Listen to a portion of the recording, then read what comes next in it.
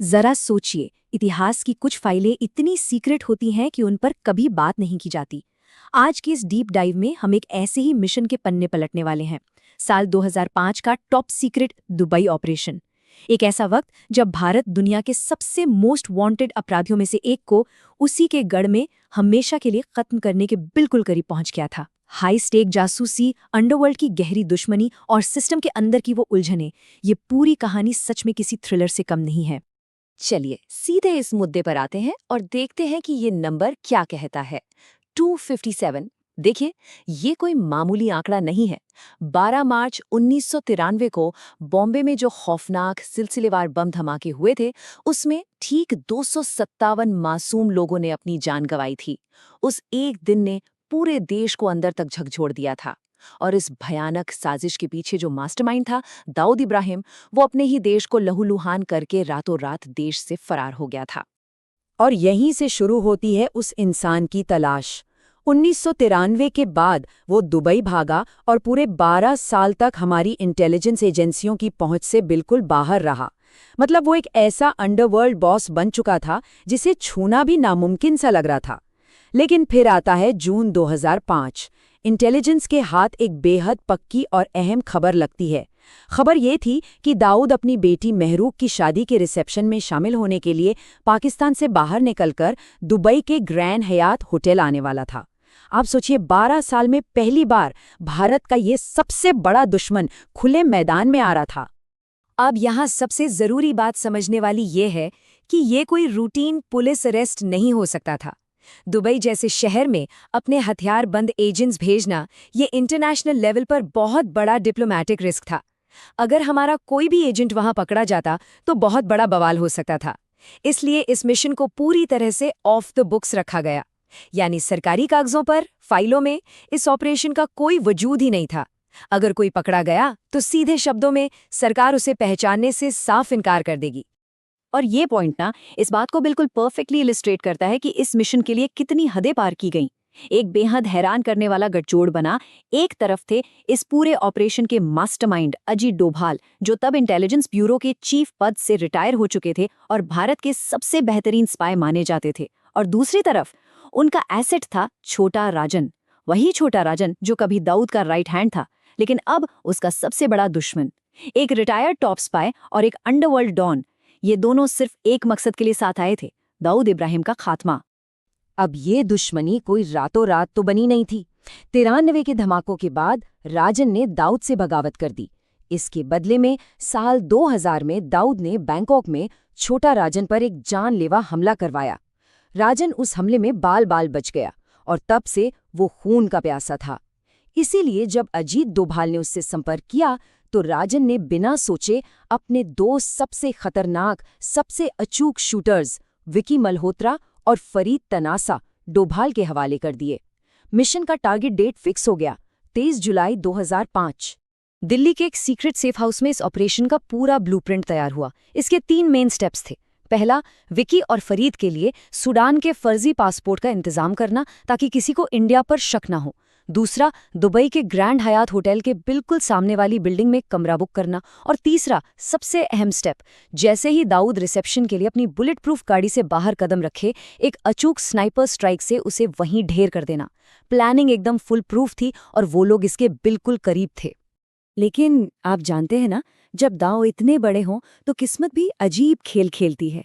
दिल्ली में ये secret planning चल रही थी और वहां से ठीक 1300 किलोमीटर दूर मुंबई क्राइम ब्रांच अनजाने में कुछ फोन कॉल्स टैप कर रही थी। और टैपिंग के दौरान उन्होंने गलती से विकी मल्होत्रा की आवाज सुन ली। बस ये वही 1300 किलोमीटर की दूरी थी जिसने इस पूरे ऑपरेशन की दिशा ही पलट के रख दी। सच कहूं तो मुंबई पुलिस को इस टॉप सीक्रेट नेशनल मिशन की हवा तक नहीं थी। उन्हें लगा कि छोटा राजन के ये दोनों शूटर, जो वैसे भी वांटेड क्रिमिनल्स थे, वो दिल्ली में किसी लोकल नेता या बिजनेसमैन को उड़ाने पहुंचे हैं। तो इसे रोकने के लिए आईपीएस ऑफिसर मीरा बोरवनकर के लीडरशिप में मुंबई पुलिस ने अपना ही एक सीक्रेट ऑपरेशन लॉन्च कर दिया, जिसे नाम दिया गया ऑपरेशन एक्स। उनका गोल एकदम सिंपल था, दिल्ली जाओ और इन गैंगस्टर्स को पकड़कर मुंबई वापस लाओ। चलिए अब आगे बढ़ते हैं और देखते हैं कि ये टेंशन कैसे बिल्ड होती है। टाइम बहुत तेजी से निकल रहा था। 1 जुलाई को दिल्ली में गैंगस्टर्स की सीक्रेट ट्रेनिंग शुरू हो चुकी थी। 20 जुलाई को उनकी दुबई की फ्लाइट थी।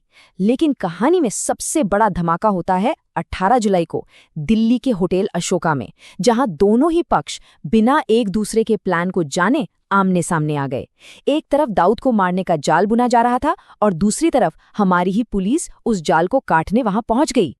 18 जुलाई की वो रात लिटरली किसी हॉलीवुड मूवी जैसी थी। मुंबई पुलिस होटल अशोका के रूम नंबर 502 में रेड मारती है। ये वही रूम था जहां अजीत डोभाल शूटर्स को उनकी आखिरी ब्रीफिंग दे रहे थे।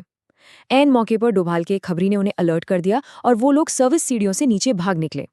इसके बाद शुरू होती है दिल्ली की सड़कों पर एक हाई स्पीड कार चेस।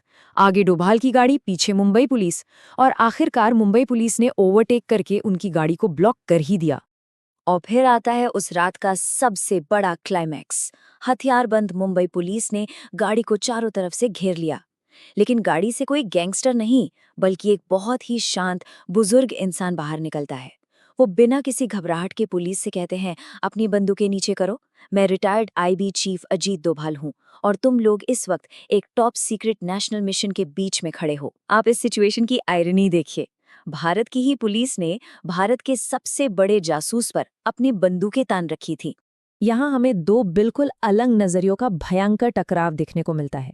एक तरफ डोभाल, जो फोन पर आईपीएस मीरा बोरवनकर से लिटरली मिन्नतें कर रहे थे। वो उन्हें पुराने सीक्रेट कोड्स बता रहे थे ताकि किसी तरह ये मिशन बच जाए। लेकिन दूसरी तरफ थी मीरा बोरवनकर, जो सख्त नियमों से बंधी थी। चूंकि ये ऑपरेशन ऑफ द बुक्स था, इसका कागजों पर कोई रिकॉर्ड ही नहीं था। बोरवनकर को लगा कि कहीं ये किसी तरह के करप्शन का मामला तो नहीं है। उन्होंने पुलिस प्रोटोकॉल को फॉलो किया और साफ ऑर्डर दे दिया, दोनों गैंगस्टर्स को तुरंत अरेस्ट करो। और इसके बाद जो हुआ वो किसी भी खुफिया मिशन के लिए सबसे बड़ा नाइटमेयर होता है। दिल्ली पुलिस के सायरन और मुंबई पुलिस की इस खींचतान ने मीडिया का ध्यान खींच लिया। देखते ही देखते वहां ओबी वैन और टीवी कैमरे पहुंच गए। जो मिशन दुनिया की नजरों से छुपकर शांति से दुबई में होना था, वो अब दिल्ली की एक सड़क से नेशनल टीवी पर लाइव टेलीकास्ट हो रहा था। पूरा का पूरा कवर उड़ चुका था। अब जब बात सरकार की साख और इंटरनेशनल लेवल पर बेइज्जती की आ गई, तो ऊपर बैठे लोगों के पास कोई और रास्ता नहीं बचा। फाइनली डोभाल को टॉप लेवल से ये ऑर्डर दे दिया गया, बैक ऑफ। भारी मन से अजीत डोभाल को पीछे हटना पड़ा और मुंबई पुलिस ने विक्की और फरीद को गिरफ्तार कर लिया। तो इस सब का अल्टीमेट रिजल्ट क्या निकला? 30 जुलाई 2005 दुबई के ग्रैंड हयात होटल में दाऊद इब्राहिम बिना किसी डर, बिना किसी खौफ के अपनी बेटी की शादी में शामिल हुआ। वो बिल्कुल सेफ आया और सेफ वापस चला गया। और दूसरी तरफ अजीत डोभाल, उन्हें मीडिया के सामने आकर इस पूरे ऑपरेशन से साफ इनकार करना पड़ा। भारत का सबसे बड़ा दुश्मन हमारे ही सिस्टम के क्लैशेस की वजह से साफ बच निकला था। अब देखिए, इस पॉइंट पर जो सबसे दिलचस्प बात निकल कर आती है वो ये है कि इस फेलियर के पीछे असल में था कौन। यहाँ दो थ्योरीज सामने आती हैं। पहली थ्योरी ये मानती है कि ये सिर्फ एक ट्रैजिक मिसकम्युनिकेशन था। एक तरफ मुंबई पुलिस का स्ट्रिक्ट प्रोटोकॉल और दूसरी तरफ एक ऐसा खुफिया मिशन जिसका कोई रिकॉर्ड नहीं था। लेकिन दूसरी थ्योरी वो बहुत ही डार्क है, डेलिबरेट सैबोटाज। क्या सिस्टम के अंदर बैठे कुछ भ्रष्ट लोगों ने टारगेट को बचाने के लिए जानबूझकर इस पूरे ऑपरेशन को फेल करवाया? और ध्यान रहे, ये दूसरी थ्योरी किसी ने हवा में नहीं उछाली है। सोर्स के मुताबिक साल 2015 में भारत के पूर्व गृह सचिव आर.के. सिंह ने एक बहुत ही बड़ा और चौंकाने वाला दावा किया था। उन्होंने कहा कि मुंबई पुलिस में कुछ ऐसे दागी ऑफिसर थे जो असल में टारगेट के पैरोल पर काम कर रहे थे। उनका दावा है कि जब टारगेट को इस सीक्रेट प्लान की भनक लगी तो उसने अपने इन्हीं वफादार ऑफिसर्स के जरिए जानबूझकर गैंगस्टर्स को गिरफ्तार करवाया ताकि उसकी अपनी जान बच सके।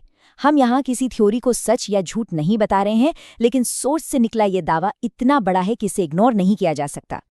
तो इस पूरे विश्लेषण के बाद एक बहुत ही गहरा सवाल हमारे सामने खड़ा रह जाता है। 2005 के उस दिन असल में हुआ क्या था? क्या वो वाकई में हमारी दो एजेंसियों के बीच महज एक बदकिस्मत गलतफहमी थी, या फिर हमारा सिस्टम अंदर से इतना कॉम्प्रोमाइज्ड हो चुका था कि कुछ गद्दारों ने ही हमारे सबसे बड़े दुश्मन को बचा लिया? इस सवाल का असली जवाब शायद आज भी इतिहास की किसी सीक्रेट फाइल में ही दफन है। सोचने पर मजबूर करने वाले ऐसे ही और एक्सप्लेनर्स के लिए हमारे साथ जुड़े रहें।